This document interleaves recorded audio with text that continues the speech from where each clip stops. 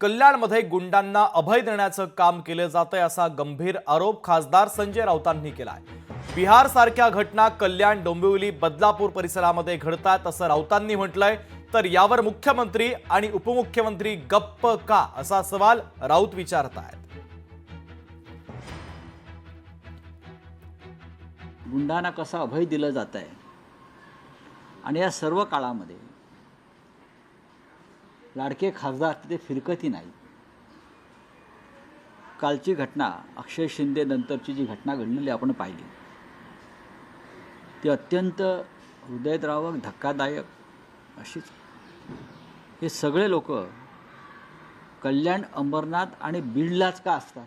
अपहरण, खंडण्या, हत्या, राजकीय हत्या आणि मग राजकीय हत्या करणाऱ्यांना संरक्षण। एकेकाळी बिहारचं चित्र होतं, आज ते तुम्हाला बीड आणि कल्याण, अंबरनाथ, डोंबिवली आणि ठाण्यात दिसतं।